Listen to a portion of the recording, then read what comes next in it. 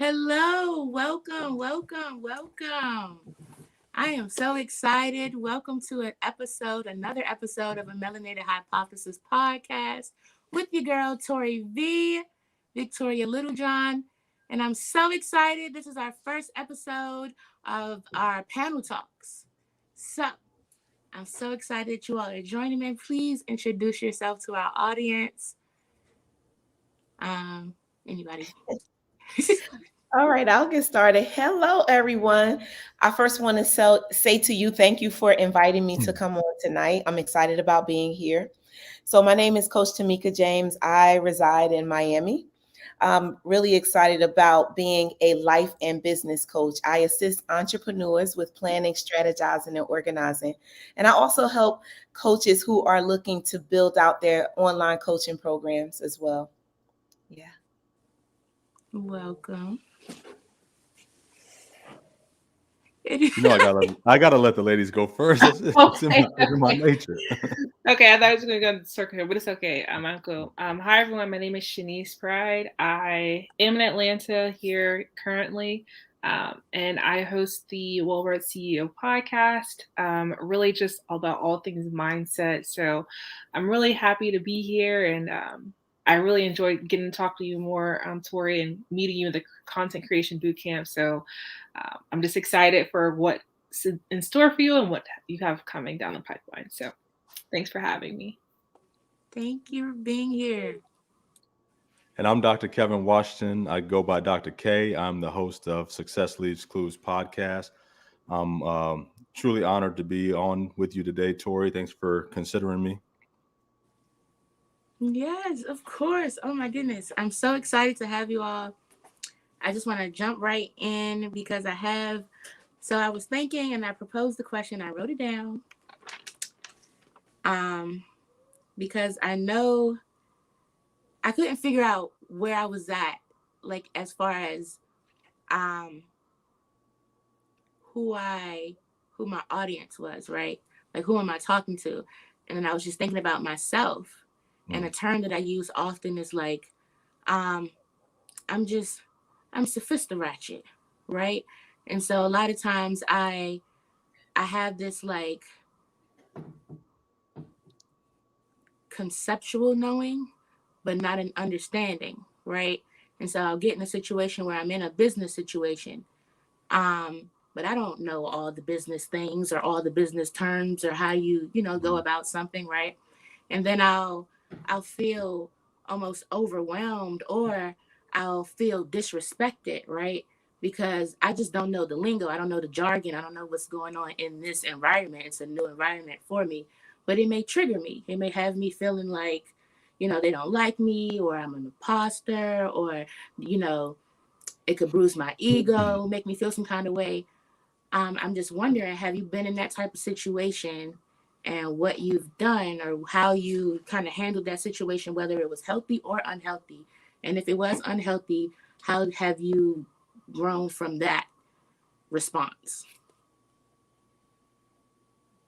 Well, I first want to commend you for noticing that about yourself and being open and honest enough to say it, because I know for a fact that everybody suffers from imposter syndrome at some point in time. Mm-hmm. And a lot of times if you get into a room and they're using a lot of that jargon, they're probably suffering from imposter syndrome themselves. So they're trying to talk at a high level rather than just, feeding the sheep, as I say. You just got to bring it down to where everybody can understand and, appreciate what you have to say. Right. Yeah. I'll jump in. So imposter syndrome happens to the best of us. We could be thinking everything is okay. And then all of a sudden, like you say, you enter a room or I think even sometimes social media gets a lot of people. You can be sitting there by yourself and you're watching someone's live and then they're doing things and they're saying things. And then you start comparing yourself like, okay, should I be doing exactly what they are doing? Okay, I don't really know what they're talking about. So do I need to go research something? Okay, like where am I right now?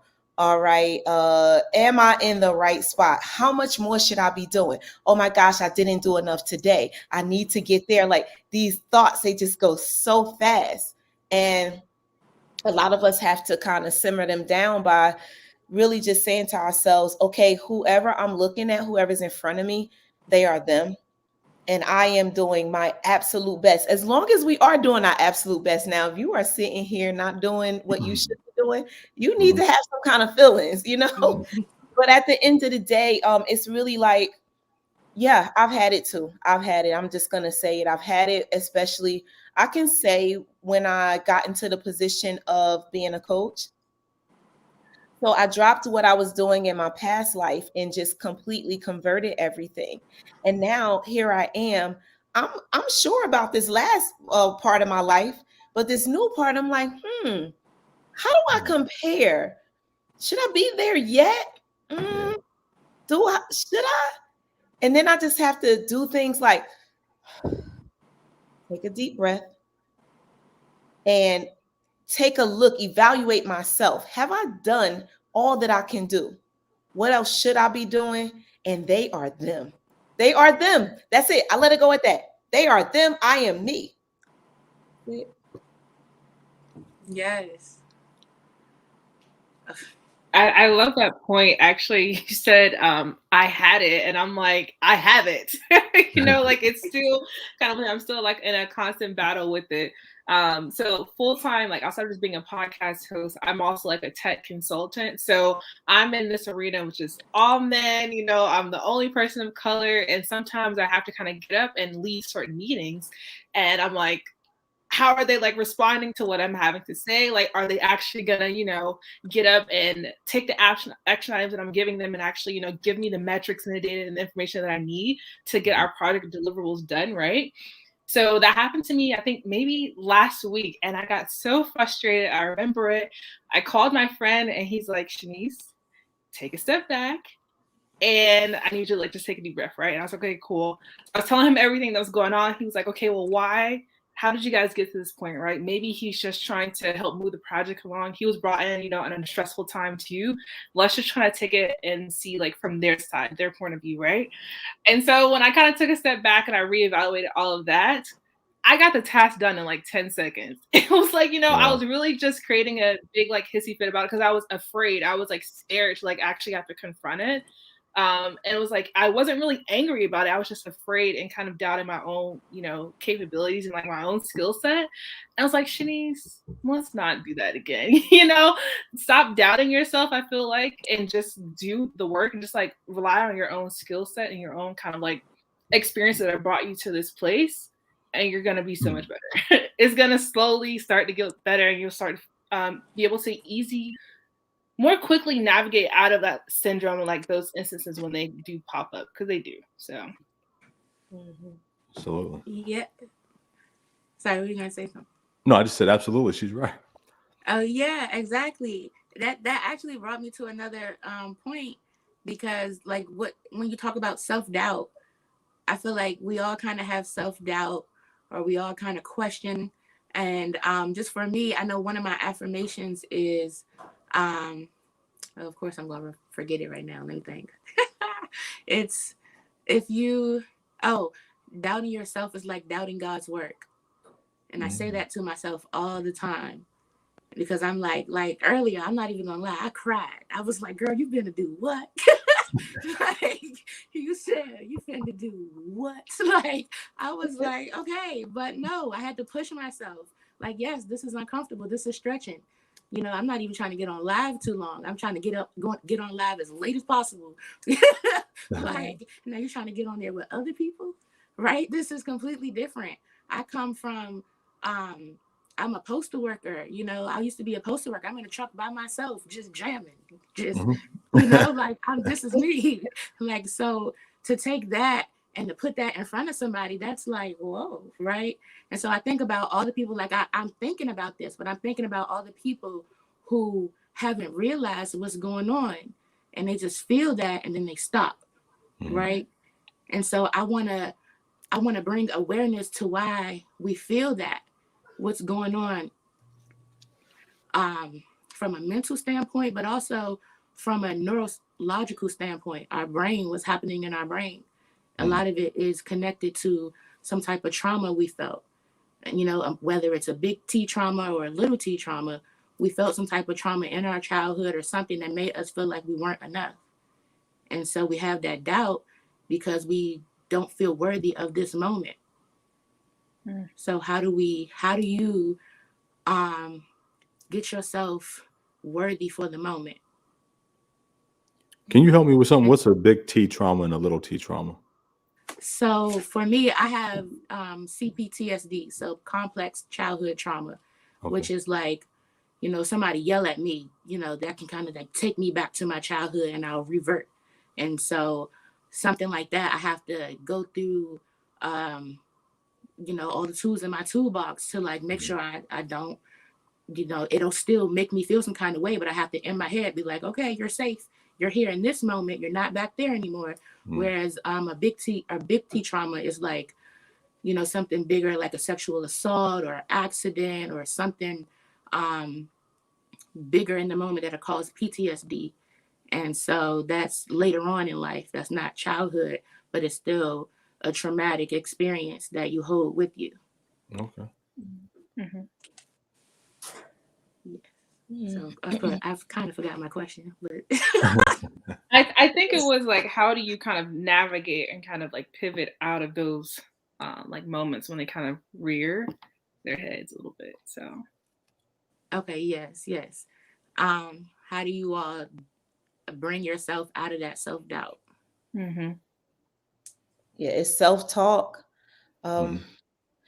The only thing that I don't know about is if you don't know how to start the self-talk, how do you get in that space? Because self-talk is the way you get out of it. Like you have to say to yourself, okay, this is not the way things need to be. I have to move forward. You have to start. Well, I'll just say what I would do. You have to move forward. You have to recognize that there is a bigger picture than this moment right here. Where I am right now is not it will be a reflection of the future. But if I stop right now, I'm not going to get to where I plan to be. So one of the things that's important is that we have to make some plans.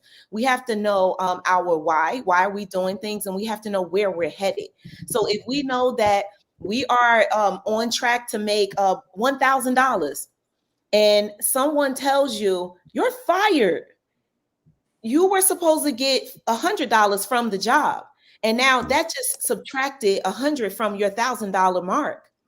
So that means for me, okay, this $100 is not happening over here, but where is the $100 coming from?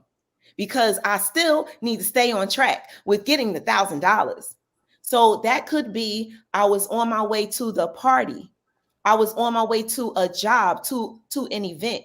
You know, there have been so many times when things have happened. I remember I was headed to an event. I was going out of the country. And, you know, when you're doing something big, all the things that can happen. What is that, Murphy's Law? Murphy's Law, yeah. Yes, it will happen, right? So I pull out of the driveway and I see the tire light. But I am so determined that I keep driving. So I check to see, you know, how much air is left in the tire and how far can I go? Because I just need to get to the airport, because I need to get on this flight. Because when I get on a flight, I'm going to change lives. Yeah. I'm Coach Tomeka, and I need to be there where these people are, and I need to be there on time. So I just kept moving. And then I kept checking my position to see if the tire was too flat. Then I stopped to get air. And then I checked it. I just kept assessing the situation. Can I move a little bit further? Can I go a little bit more? Guess what I realized? I got to get there. So if I can make it to this parking lot at the airport, the tire can go flat when I get there. But I'm going. I don't have time to call an Uber or Lyft. I got to go. So we have to know that there is a bigger mission than this moment right here. I'm on my way to somewhere to do something. That's what I have to say. That's how you get out of it. You got to keep talking. I have somewhere to go. No, that's so good. Okay, so that's a good question. Now we on this subject about self-talk. Okay, I be talking to myself. Okay. I'm talking to myself.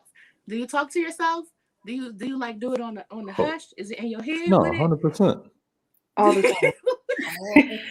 All the time. My mom walks by, she's like, Shanice, can you just do it inside your head? Like, you don't have to talk out loud. I'm like, no, because I need to like put this out. I need to get it out there. I It need needs to to be in see my it. head. I If need you're to in hear your what's head, that's what going the on. problem is. You need to get out of your head and just start putting it out there. So Yeah. I be in my head like, what's the girl, Issa Rae? yeah. Yes. In the mirror. I be having whole scenarios. Don't be Mhm. ashamed of that. Yep. Yes. I want to kind of destigmatize that or something because it's so common. And I realize the people that talk to themselves the most are the ones that are calming themselves down the quickest. You know, and then I learned so many different I like holistic healing. So I'm learning different tactics. So I'm like, okay, if I break out in the bank and I'm hugging myself, you know, don't mind me, y'all. Just I'm all right. Like, you know. But we like, I don't know, growing up in the 90s, it was like if you hear somebody talking to themselves, that's crazy. Like, Yeah.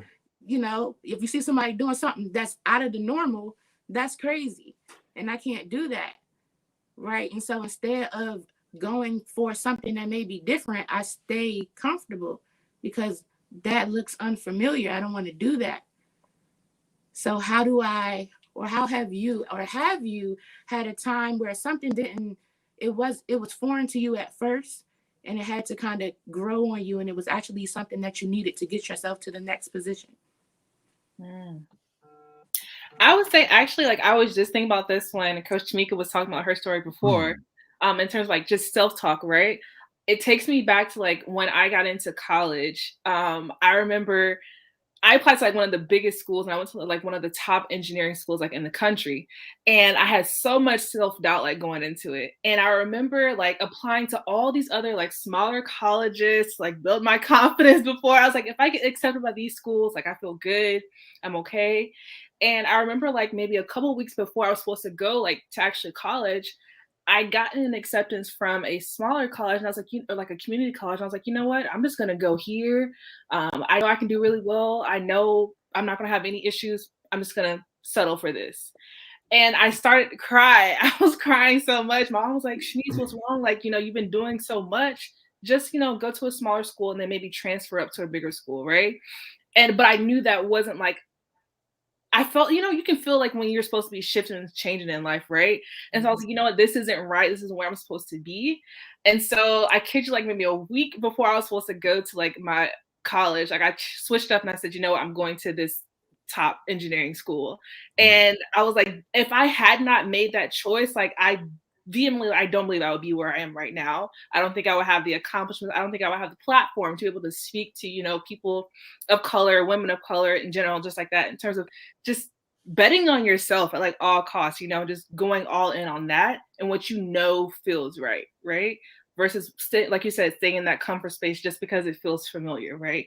Go into something that maybe doesn't feel as familiar to you, right? Because there's the lesson, there's growth in that. So, yeah. Yeah. I think where we are uncomfortable, that big word fear, big little word with just 4 letters. Fear is the thing because we fear the unknown. We have no idea what's on the other side. The only thing we can do is talk to people and find out what their perspective is on what's over there. But because we haven't gotten there yet, we start to talk to ourselves. We have the self-talk like, I don't know what's over there. I don't know if I should do that. And then we start to tell ourselves all of the reasons why we shouldn't make the move. But then if we can just tell ourselves that we don't know what's over there and that it is worth it because we have something that we are set to do. Back to that. For real, I'm set to do something. I have a goal. I've already established this goal. And when it comes to fear, the main thing in it is that we don't know. So for me, I always tell people, do the research, ask as many questions, get online, search, just get rolling, but get the answers to the thing that you don't know. So if it's about a software and I don't know if I can actually do this, if it's going to take me a long time, we'll ask a few people, how long did it take them? Then go and get the information and find out what it says that you need to learn, and then challenge yourself to move forward. So these little things that we do make a big difference in that word fear. And so that's my take on what you were talking about, even though I started talking about fear.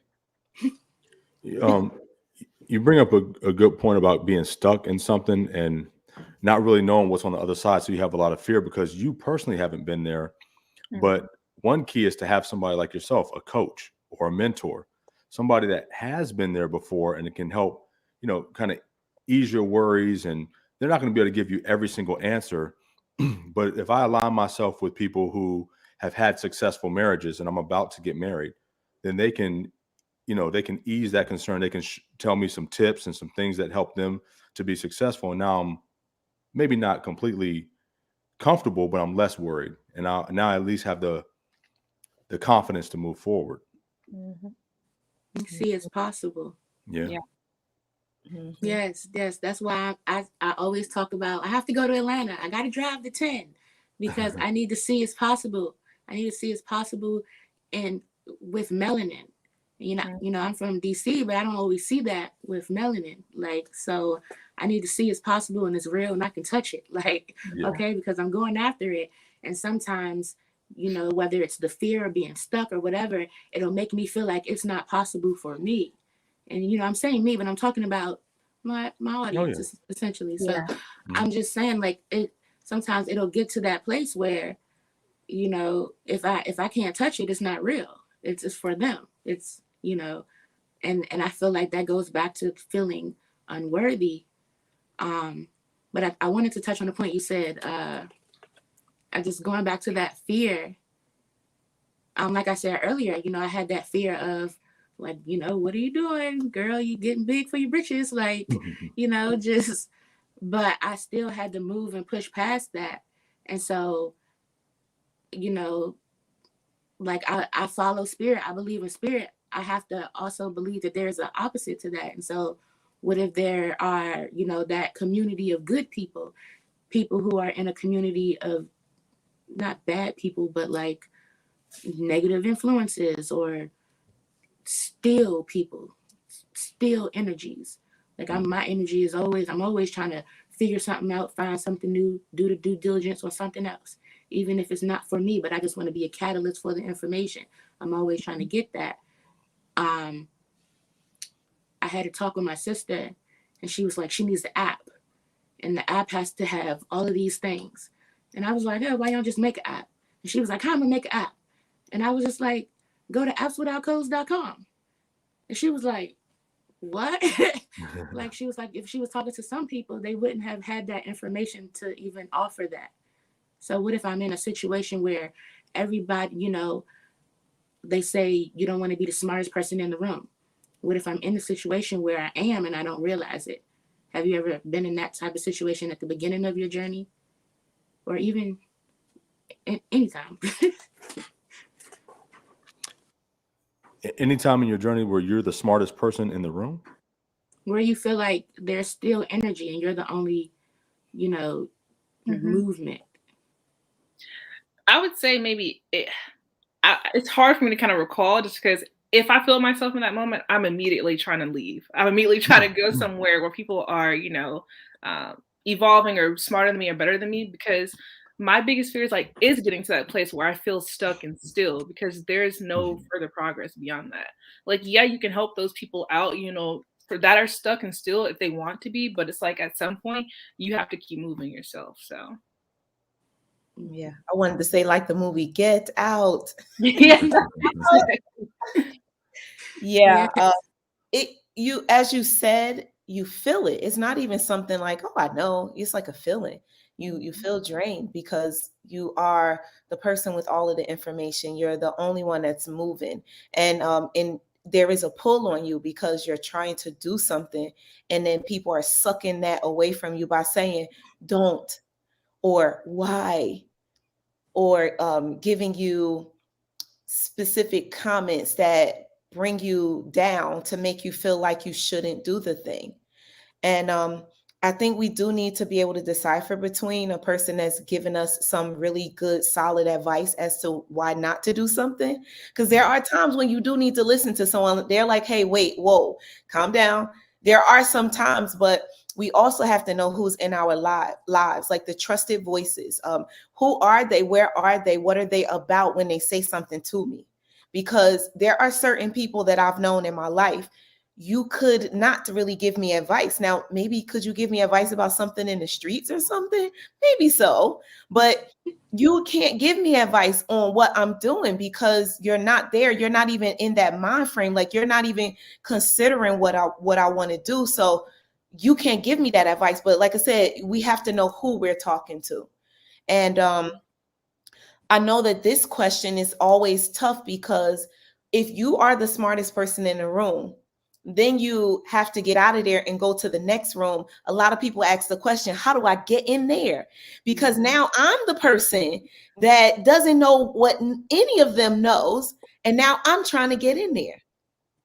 And that's another conversation in itself too. And that can kind of create some triggers for some folks too. When we're talking about triggers, you can now start to feel like, oh my gosh, I'm not enough. I was enough over here. And this is why people revert back to those rooms, those groups where you are the biggest person. And this is, if we want to talk about something, this is why people go back.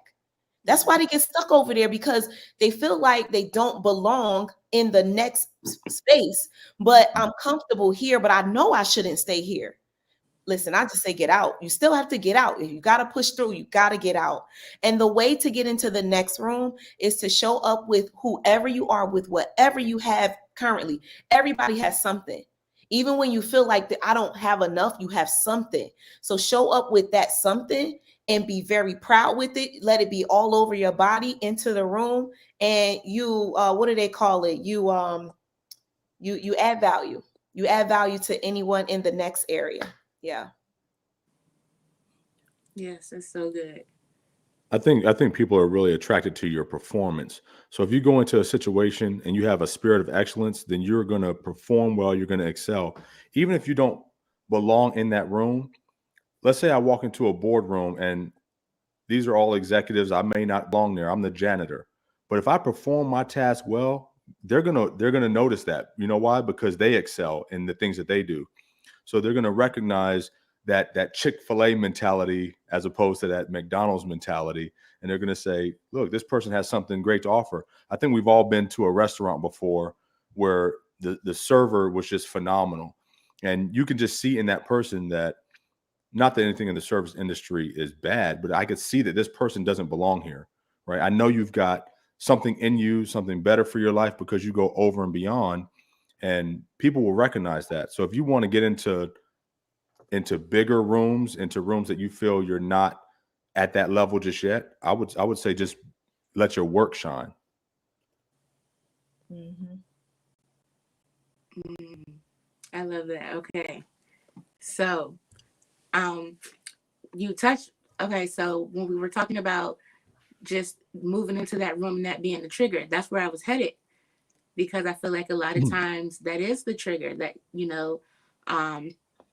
just in the way that our brain works, where we have to literally stretch it. And so that means consistently going after that room. But if I go after it once and it hurts and it makes me feel uncomfortable and I feel that imposter syndrome, and then I try something again and I still feel that, then I may not go a third time. So what, for me, I know I can't just trust myself. Like I have to lean on God. Like for me, I just have to, like, okay, what we doing? Because, if you're waiting on me, like I'm gonna be late. I might not show up. Okay, I might show up and be shy. Like, just no, I need you to come in your full essence, right? And so I literally have to like lean on God. Like I was praying right before y'all came in here. I was just kept looking up, like I hope they don't see me. Like, but I have to build that relationship. And somebody said something to me the other day. God doesn't have grandkids. And it was like, yes, I have to build it. Like, I know I went to church when I was little and I always felt like, oh, one day I'm gonna get to it. But I feel like for me, that has been the key of being able to have that self-talk, but not just self-talk, have positive self-talk and compassion for myself. Because me, I be cussing myself out. Just, what are you doing? You stupid. What was that? Like, and so then it will be something and it's very subtle.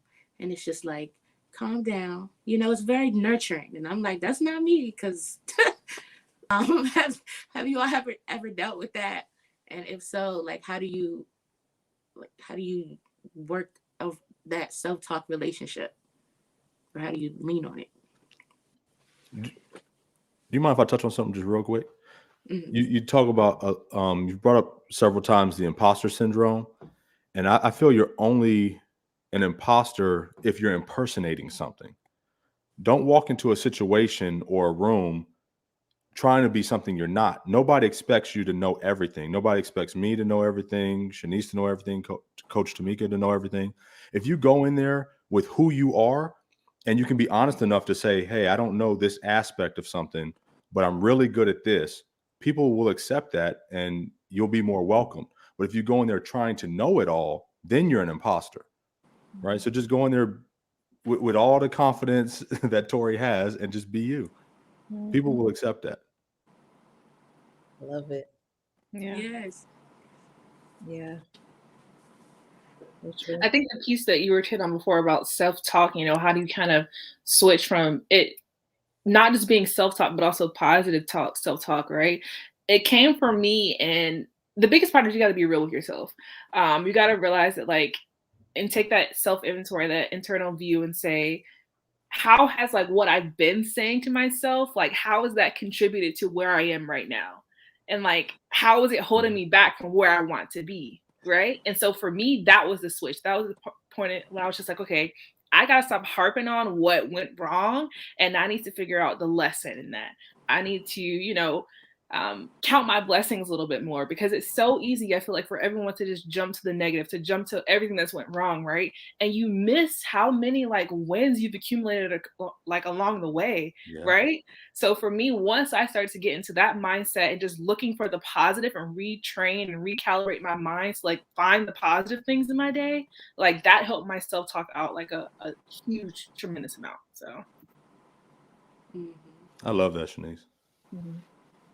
Yes. Okay. So when you, let's say, what, like, okay, so other than self-talk, what are other ways that you kind of bring yourself into the moment? You know, kind of not, you know, get out of that triggered state. So it's basically called changing your state. You have to change your state, and it can be done, especially with number one, with movement. So if a person is sitting still for way too long, you can be, you know, start to be in a depressive type state. So to get up and move, changing your state. So you have to get up, take action, start walking, go for a walk, do something rigorous, like just move. Literally move. If you don't have any equipment or anything, jumping jacks right there in the moment. 25 jumping jacks will change your entire life. So I went to Tony Robbins conference, and he talks about this changing your state, and he actually has people jumping up and down for a certain amount of time, and it's creating action so that you increase your heart rate and everything, and you just can't feel the same way you felt a moment ago. It's not possible. It's just not. Yeah. So moving. I also always have people who are trying to think, trying to figure something out. I have them to get up and move while thinking. Pen and paper and move. Pen and paper and move, because that movement creates something different. And you get the thoughts that you need. So when I am trying to figure something out, I literally just get up and go outside. I take a long walk, and by the time I come back, whatever I was trying to figure out, I have it. I think it's God a little bit, right? I think quite a bit is God, but on top of that, it's the movement. Yeah, and that's why we have to keep exercising our regimen. And I think some folks feel like it's not important, it doesn't matter. It has to be on a consistent basis in the regimen, because even when you don't know you need to change your state, you need to change your state. You need to keep yourself like feeling good, being in a positive state. So Exercise 3 to 5 times a week on a regular. And when you are feeling down, get up and move. One thing, if you're working in one spot and you're feeling a little drained and you've been sitting here working, go work somewhere else. Like literally you can move to the other side of the room, and that is changing up a little bit of, changing things up for yourself a little bit, and you'll feel different when you get over there, or go to a different room. Yeah. For my people that work at home, they need that. I know I do. Yeah. Absolutely. Yes, I agree. I do that. I actually realized, so, when we're in motion and when we're trying to process, our eyes move. Like when we're asleep in our REM state, our eyes move back and forth. And so that helps us to process. So if I'm driving, like if I need to think, I'll go drive, or like you said, movement, or I'll go out in nature. And I know sometimes if we live in like a concrete desert, if we in the inner cities, what nature, right? Like it's no trees, like in DC, there's no grass, So sometimes I have to be intentional about everything. I have to intentionally drive 45 minutes, or I'll drive to like Richmond. It's 2 hours, but I like to drive. So it felt like 2 minutes to me. And there's a beach out there. It's not warm right now, but like I will go out there and like, it's a little lake. And so just being able to like move and get in different situations. But for me, I need to get out of the environment, because sometimes we say we'll move and we'll go outside, and we say go outside, but if I'm outside and it's chaotic outside too, that's not really changing my state. I need to move and get in a whole different environment and switch up my regimen. But I also sometimes I need to have a regimen to come back to, because maybe I got triggered and I got out of whack. Now I need to have some type of baseline, some type of morning and night routine. I can't just wing it. I have to be very intentional. So do you have any type of baseline, every day you have to do this type of regimens or routines? Anybody? I actually don't know. I don't have I to should do be better anything. with it, but I don't. Yeah. I don't have to do anything every day, but there are some things that I incorporate when I know that there is a little imbalance, and also just to make sure that things are consistently happening. So as I said, exercise is a part of my regimen. It's definitely, I said 3 to 5 times a week. For me, it's more so 5 or more, because even if it's a simple walk, it's going to be incorporated. If I look outside and I haven't been outside and it's getting dark, and I really want to make sure that I get that in, I'm going to stop what I'm doing, go take the walk, and then come back. And I want to share, like, I specifically decided to move to Florida because I want an environment. That's not so easy for everyone, but I have to say it because it's real. And I can't like suppress it because maybe someone else doesn't live there or whatever. But when I made the choice, I was literally walking outside one day. I'm from New Jersey. I was walking, and it was like, what was it? October. And I was out there, and then the chill came on my arm, and I had 1 month left on my lease, and I was going to move anyway. And there was nothing holding me into New Jersey, So I said to myself in that moment, I want to continue this walk. Like, this feels good. I walk almost every day. I want to continue this. And we make choices every moment of our lives. And these choices we make are real. So I wrote on a piece of paper, I will live like I'm on vacation. I tucked it away. And I started to make a choice. And then I said, I'm going to take action on this choice. And I made a choice to move to Florida so that I could be able to walk every day. So, yeah. No. I'm originally from Tampa, and I'm in Richmond. I'm in Richmond, Virginia now. But then I lived in Jacksonville, and you might have just inspired me to get out of this cold and move back to Florida because I miss it. Yeah. I don't even know how I did it for so long throughout my life, but we are products of our environment, and whatever we are used to, we just stick with it, and it's okay. Everything actually is okay until it's not okay. It's not okay when you get exposed to something and you understand what it's like on the other side. So when we were talking about that other side of the fence, Me being able to travel, I was able to identify a space that I would like to be in because I have kind of moved around quite a bit. Not moved around living, but I'm talking about like visiting places. So yeah, we have to explore. That's another thing. Like we got to explore as much as possible to see what we may really want more of. If that wasn't confirmation just now. Are you moving? Are you moving? I love it. No, tell me more. Oh, okay. So I'm fairly young in my career, and I have gotten the opportunity to like go abroad, and I was like, I don't know.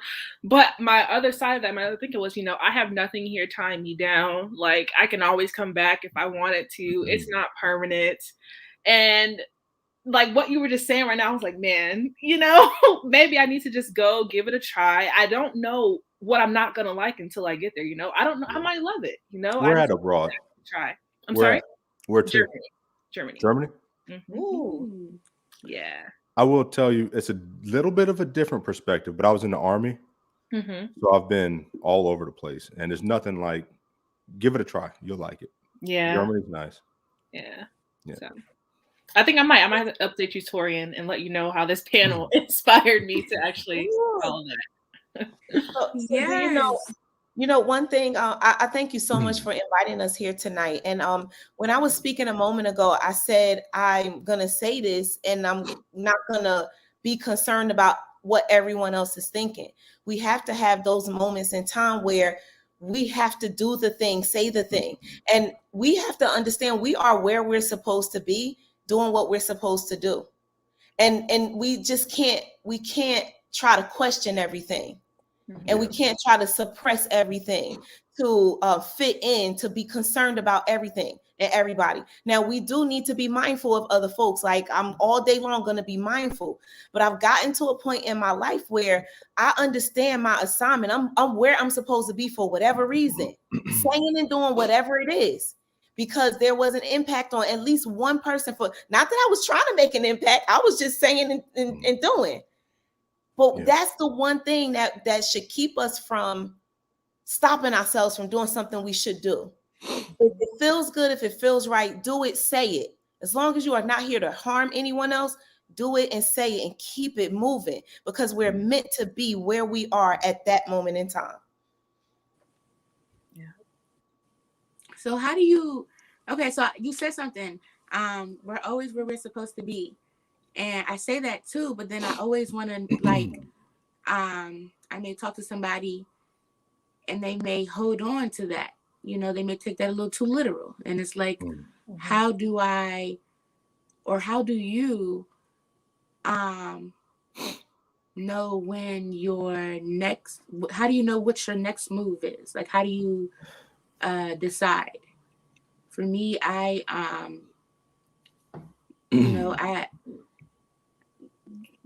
people call it different things. If I hear a thought, if something comes to me that just wasn't of me, like I account that to God.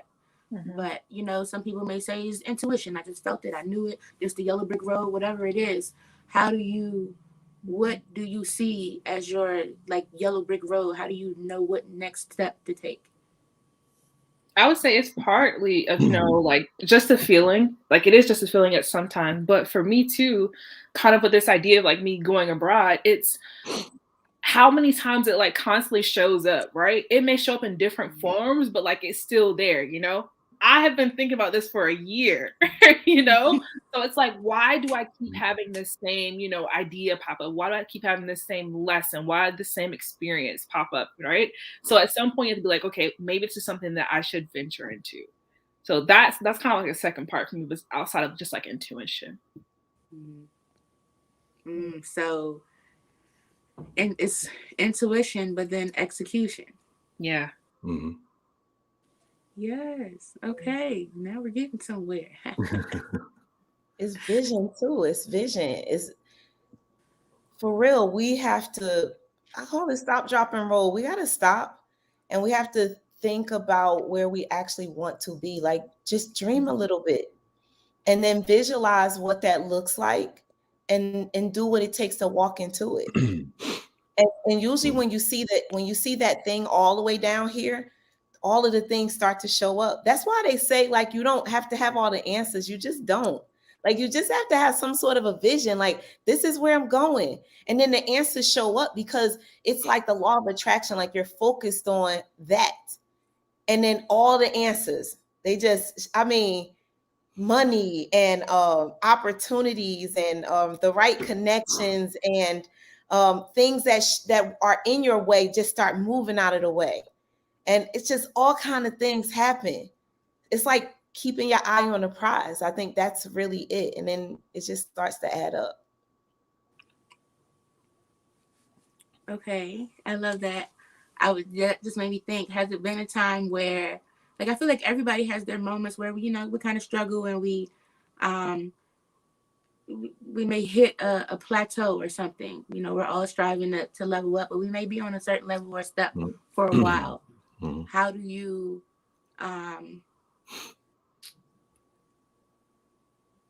maybe not get that moving, but like, how do you, okay, I have a better question, better way of asking that. So let's say just in life, there's other people, there's other people that you have to worry about. How do you keep your vision with these other things that you have to worry about? Like, how do you make the transition and have this family or this, whatever it is? How do you make that transition into that without,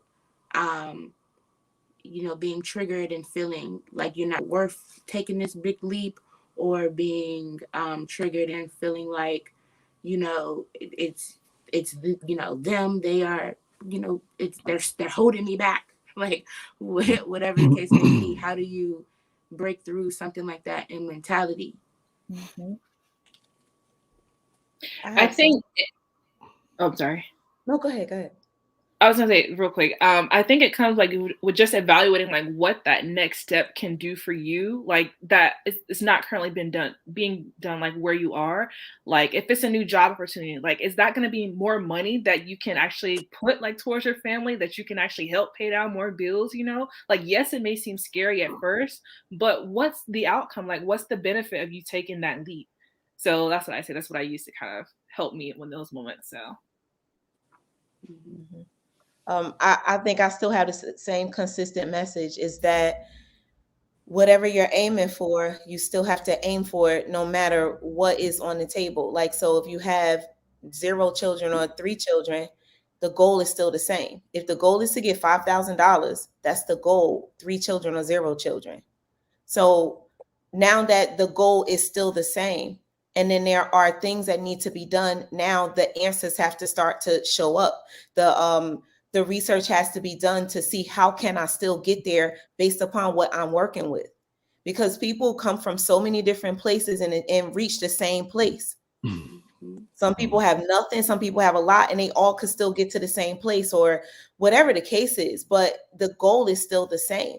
So if it's like, okay, I have these children and I don't know how I'm gonna, okay, like you need to take care of them. Like someone needs to do their homework with them or whatever, right? If that's one of the things that get in the way, we have to identify all of the obstacles first and then start to find answers to the obstacles. So if it's about homework, okay, maybe let's think unconventional. Okay, maybe I'm not going to pay someone, but is there another kid that's maybe 3 years older than my child that could come over and that could help with their homework? Like, let's think about what resources can we use, even if we don't really have the money to do it. But the outcome is still the same. We still have to get these couple of thousands of dollars. So that's my answer. Like, I mean, just thinking, what are all the possible ways that this can happen? Nothing is getting in my way. I don't know how, but it is happening. I love that. Okay, so that actually, for me, one of the things I do for this type of this question is having boundaries. Like, if I'm going to go in there, I call it beast mode. If I'm going to go in that beast mode, I need to have boundaries. You need to know this is my time, or this is my space, or whatever the case may be. I know, like, I try to record on Thursdays. Well, not try. I record on Thursdays. So, like, you can't just call me. You can't pop up on me. Just setting boundaries. What kind of boundaries did you have to set to get where you are? You have to know. Go ahead, Dr. K, because I've been talking a bit. Oh no, I'm learning a lot. That's why I like being around groups like this. I mean, you get so much. But for me, I would say you have to be a little bit selfish, or at least what people would consider selfish. Mm-hmm. So if you got a dream or you got something that you want to pursue, you've got to go for it at all costs, because you'll never reach the stars holding on to the grass. Sometimes you got to let something go, and you got to just keep excelling. I've got family, I've got kids. I send them upstairs and say, hey, don't come down here until I'm done doing what I'm doing. But, if y'all want to watch a movie or do something after that, then we can do that. But right now, I've got to focus. And I recorded a podcast right before this.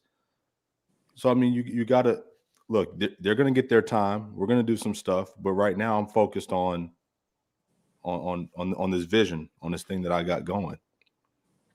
Yeah. Yeah. So with boundaries, the first thing is that you have to know, you have to decide for yourself what the boundary is, what line you don't want people to cross. So if you know that, you're going to be recording a podcast for 2 hours, now you have to let everyone know. And a thing that people usually do is they keep the things that they want to do a secret. So you're the only one that knows that you have to record for 2 hours. And now you're randomly saying these things like, I have a podcast, leave me alone. But for how long? So the boundary is 2 hours specifically. That's how long I'm going to be here. That's how long I need you to stay up there. Yeah. So when this clock hits 2 hours at on the dot, then you come downstairs. But I do want you to peep down and make sure everything is okay before you really come down here. But 2 hours. So we have to be mindful of what we need. We have to know what we need, and then we have to share that. So that's in all families. Like if you need an hour in the morning or you need whatever, and also asking for help, because if there are people around you that could do things and you don't ask them, you begin to have resentment because you feel like they don't respect me. They see what I'm doing, and they still keep coming in here and they're bothering me. So ask for the specific amount of time. Can someone take my child over to their practice? That's what I need. That'll give me another hour to get something done. And I think another thing, we all have to be serious about the things that we're doing, because some people don't trust that we're really doing what we are doing. So they disrespect what you're doing because you haven't shown up enough, showing that you're really doing the thing to get you to a real place. So we got to be real with all of these things. So it all adds up. I call that the little Ray Ray effect, where like, when you go home, you little Ray Ray again. You always see me as little Ray Ray. Like, I am Raymond now. Like, like I need some respect on my name. But I feel like we have to. Okay, so now I feel like I learned this the hard way. You can't teach nobody how to. You can't make nobody treat you a certain way. Like, you have to subtly, the art of, what's it called? The art of subtle, I forgot the book right now, but the art of seduction. No, it's the subtle art of. Oh, you know what I'm talking about? I think it's a book. It's something about subtle. Okay. But you have to like subtly teach people how to treat you. You can't make them do anything. And so I can't ever make you respect me as, who I know I am. I just have to show up. And like, that's what we're doing now. Like this, I'm a podcaster. This is what we're doing now. Hey, like I have to do that. But I know that can also be a struggle. And I know you were saying earlier, Coach Tomeka, that we need to have that vision and kind of define what we want for ourselves. How do, okay, so one of the things that I love talking about is healing. sometimes our traumas or something may kind of cover up what we really want for ourselves, or kind of dilate what we want for ourselves, and we kind of want things for everyone else. I want you to be happy. I just want everybody to love everybody. Like we haven't really sat and thought about what it is we want. How do you get to a place of knowing what you want next? Because you made the move. Now, how do you not just stay like, I'm good now? Like, how do you get to what you want now? But it's for everyone. Yeah, you stay around people who are constantly moving. It was just the other day. I don't even remember who it was or what they said, but someone said something about what do you want? And I realized I did sort of get a wee bit complacent. And it was because I created some goals for myself that I actually hit. And then when I hit them, I still set another goal. But then I was like, why didn't I set additional goals? And it was because I'm sitting here just talking to myself and I'm like, okay, I'm good. But at the same time, there's always more. So when you're around people who always want more, then it kind of rubs off on you, because I was questioning myself. And I'm telling you, I have big goals. I'm going to tell you, they are big goals, but there were other things that still could have been added on. And the question is, why do we have to only have this thing? And why can't we strive for more? And we can strive for things in different areas. So it's like, but it's your influence. It's who you're around. You just can't be around people who don't want anything. They don't want to go see anything. They don't want to do anything. They don't want. Yeah. I love that you just said, it's kind of like who you're around, because I just finished a masterclass on that, and it was kind of like with real estate and like stuff like that. But the coach, she brought up like knowing your financial thermostat. And just the idea around it, which is a mindset piece, but it's like, a lot of times people have like a certain, amount per year that they're like, okay, if once I hit this amount, like I'm good to go. And she said a lot of times it's because like you had, maybe two blue collar parents, growing up in the household, they tapped out at $50,000 a year. So you're comfortable when you get older at like that $50,000 to $70,000 a year. But it's like, what if I gave you $1 million? How would you you can spend it on nobody but yourself? Like, how would you spend that? Right. And so it forces you to start thinking about what you truly and like really do want. And at the end of the day, it's like, okay, anything you want is like attainable and like accomplishable. I'm gonna say attainable, but it's this idea like, that you just been around and stuck in that environment to where people kind of just think on this one level, that this next level just seems so like far out of reach for you, so out of scope. So yeah, definitely moving yourself out of that environment to like go up the next level.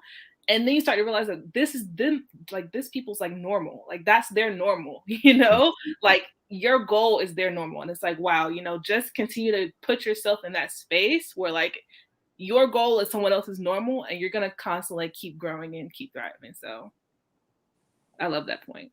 That was good. Yes. It made me think about, I don't know where I heard this, but usually if you get a lot of money and you don't have a goal, you spend all the money till you get back down to that normal level. So if it's 50,000, it's like you blow the rest of it, and then you're back to, because that's your basic needs. You can handle your basic needs with that 50, but everything else is just like, we good now. Like we finna eat, like just all of this stuff. I'm gonna buy this and that, and it's like, no, I need to have that vision. I need to know myself, and I need to have boundaries, right? But then it also ties to triggers, because if my trigger is eating, like I just said, I'm going to spend that money with no plan and go, I'm going to buy the Chick-fil-A or something, like, just whatever it is. But I have to know what my triggers are. I have to know and be aware of myself, which kind of brings me into my next question. Have you always had this awareness about yourself, like that you needed to be climbing? No, I think you just brought up a good point too. Like if you get to a place where you make a lot of money, it's very easily and really likely for you to get back to that point where like you're kind of at like maybe the baseline, right? And I saw this like when I first got into like my job. It's like if you've kind of been brought up on that survival like mentality, you're going to be constantly just trying to like get just enough, right? Anything more than that is going to be very uncomfortable for you. And you're not going to continue to strive for anything more than just like that baseline. And so like I found when I got into my position, I would hoard money. Like I would just save it. Like I just like, I need to save this for a rainy day. I need to make sure like I can cover, rent like for my mom or whatever. I need to make sure that I can buy groceries, right? I didn't invest. I didn't look for other opportunities, like put my money elsewhere to grow and multiply it, right? I was just focused on saving. And I had to stop and think, like, why do I have this mentality? It's because of what I've grown up. And it's because of what I've seen, So I thought that was a good point. You just said that too. And just in terms of like coming back down to that baseline, no matter what. You have to like realize and understand like that trigger for you and know yourself. So it takes some time though. Yeah. Okay. So that's good. Like, cause when I hear that, I'm thinking, okay, so her trigger must be security. Yes. She needs security. Yeah. Yep. So how did you fix that? Notice it. You told me how you noticed it, but how did you fix it? Or what did you do to fix it once you were aware of it? Yeah. So I think it goes back to a point that Coach Tomeka made earlier. You have to know, like, keep the big picture in mind. Like, why are you striving for like that higher goal? And for me, it was like, I'm tired of like this cyclical cycle of just having enough, right? Of just meeting your needs, right? Mm-hmm. And so it's like, what do I have to do to break the cycle? What do I have to do to go beyond that? And for me, it was like, okay, I don't need to just save my money because everybody's saving their money in my family, right? What are they not doing? They're not investing. They're not going into real estate. They don't like, I was the first one to open up a brokerage account like in my family and actually ETFs, stocks, indexes, like all of that, so it's like, what aren't they doing that's going to set you apart basically at the end of the day? So yeah. Do you guys have NFTs? Y'all into NFTs yet? Not yet. No, I do crypto. I've been doing crypto for a long time. I'm an IT guy. I do tech stuff for a living, so I'm a nerd. Mm-hmm. But I just don't have a lot of confidence in NFTs just yet. But I do invest in the blockchain that the NFTs are built on. So, but yeah, I have a little bit. It's doing something crazy right now, but I like to buy at these times when it gets low because it just goes back up. Yeah. But do you have a different strategy, like based on what it's doing right now? I know it's kind of like up and down. I know today Ethereum was up, but like it's probably down by now. A strategy. So for where crypto is now, I would just pretty much do a long-term investment strategy. So that way, over time, your investment is basically going to average out to a sustainable growth. If you're trying to catch it on dips and stuff, I think we're a little bit past that. I think cryptocurrency is way too major now to see a major dip. So you'll see small dips, and you can buy at those dips if you want to, but you'd probably do better if you did like an average of, let's just say, $500 a month, and then over the next 10 years, whether it was a dip or a bit of a high, you're going to average out to a good return. Yeah, I like to. Right now, it's been so low. I'll buy more when it's down, but like on a consistent, just not. You said 500. I was thinking more like 50, but something, something like that, something like that, but very consistent on a consistent basis. Yeah. So yeah, it's the same concept, but growing it for long term. I do that with the stocks too, though. Just buying and holding. I don't know if holding is good though, Shanice. I don't know. We gotta hold with intention.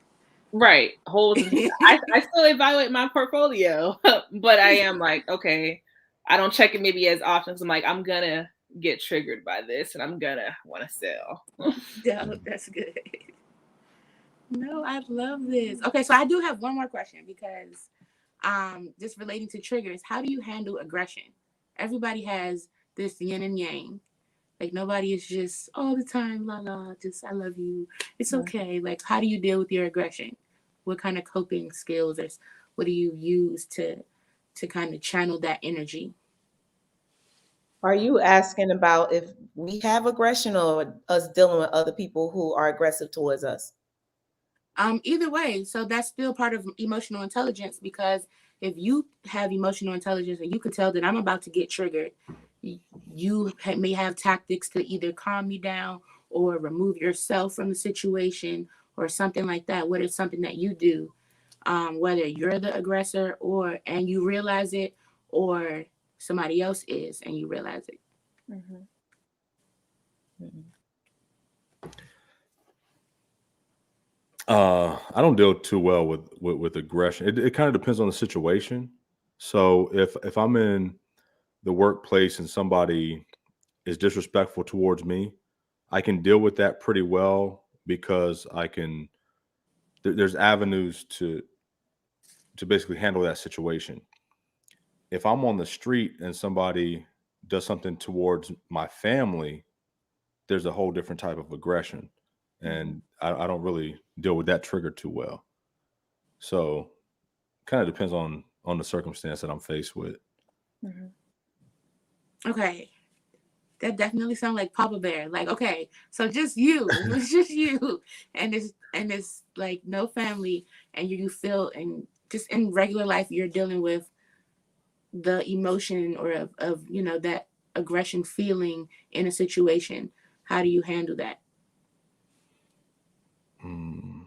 Again, not too well. My emotional Not too well?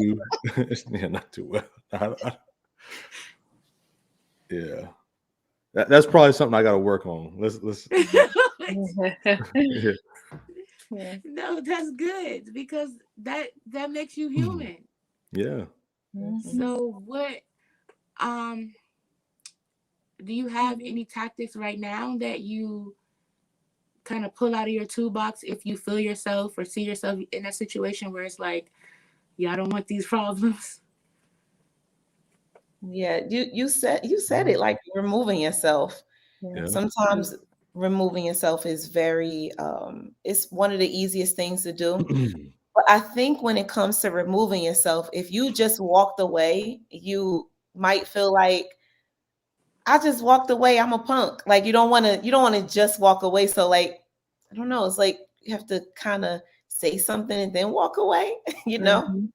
But yeah, it's not an easy thing. But when it comes to other people being aggressive, the only thing you can do is keep yourself calm and keep a calm demeanor so that they understand that you haven't escalated. Mm-hmm. Because the moment that you kind of, bring your shoulders up and start moving around and things start like energy starts popping, that's another story. So you have to do your best to maintain your composure. And sometimes it's saying a few words to the other person, like finding out what is going on here. Like, tell me what's happening right now. I don't understand what's going on. Like, so you kind of bring them into your world to help them to state what they are feeling so that they could calm down. So that's kind of one way to handle it. Mm-hmm. When you said that point just now, I thought of something that my mom always says. She says that a clown isn't going to clown without a show. So sometimes you do have to evaluate those situations and kind of figure out and navigate which ones are worth your time and energy and which ones aren't, and just kind of walk away from that. Because sometimes people really are just out here clowning, and I'm like, okay, I don't have time for that. So yeah, they're out here being triggered by something that you cannot control. And yep. So I'm not even gonna waste my time on that. You need to go figure that out yourself. Yes, I was just talking to someone, and they were like, people get paid to troll. Like, people will troll you, and it's just, it doesn't matter to them. It doesn't matter if they are affecting you or what you're going through or anything like that. But I feel like a lot of times we can take it so personal that we forget something like that. Or I don't know if you've ever been in an argument and somebody, you may have said, just I don't like when they call me fat, I like chubby or something like that.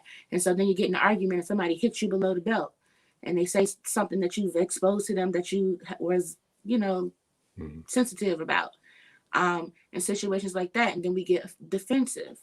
And then our aggression may go up a notch just because now I'm in a defensive mode. I'm not even thinking about, because I just took it personal, not realizing that I may be reacting to triggering you in the first place.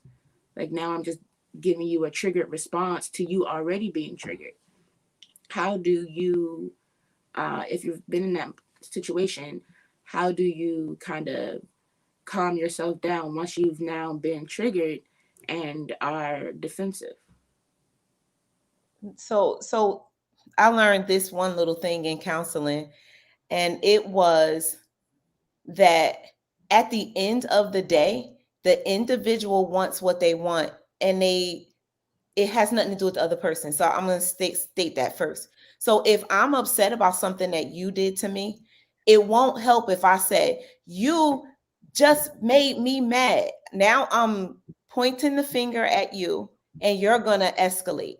But what I really want is for you to know how I felt. I don't really want you to do anything different, but to know how I felt. So the only thing I can do is, instead of saying, you just made me so mad, I would say something like, I am very upset and disturbed by what you just did. Because really, you just want the other person to know. They're not going to take the words back, but pointing a finger won't change anything. So stating how you feel and what you want out of the situation, I don't want you to ever say that to me again.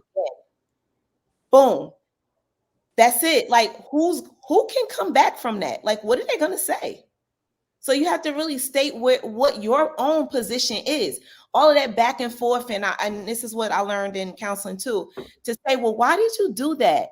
That doesn't help either. It's a rhetorical question. They don't even have the answer to the question. They just committed a foolish act. So for you to ask them why and do all this extra stuff doesn't change anything. So state exactly how you feel and what you want out of the situation. And that's it. It's nothing else to say. Nothing else. Make your boundary. Facts. Yeah. Another way to kind of look at that too. I remember like back in college, like I was an RA, and they would always tell us, like in our training, kind of like for mediation between residents, is trust the intent, but name the impact. And that was kind of like what you just pointed out, like trust that people, and this is hard. It's hard to trust that people kind of come at you with the best intentions, but you still set that boundary and say, hey, you know what? This is how this impacted me. And this is like where I draw the line. So that's how I kind of switched my mindset about it and just like try to look at it. Because a lot of times we're going through everything. Everybody's going through everything at some point, right? So you have to kind of just not take it so personal and just be like, okay, this is where I draw the line. This is where I cut the cord. But I trust and I believe that you pointed it out because, whatever else reason, right? Whatever you can come up with in that moment. But that's kind of something that's helped me switch my thinking in those moments. Well, that's so good because for me, I always want to give compassion. So I realize I have the saying, hurt people hurt people. Mm-hmm. And then if I notice your facial expressions changing and you're starting to get triggered, I check myself because you're talking to me. So I have to be the one that's triggering you. So let me step back. Maybe I said that wrong. Okay, as I'm starting to feel a little triggered too, I'm gonna go get some air, but let's come back to this later, right? I'm trying to. It means that I have to change it in my head that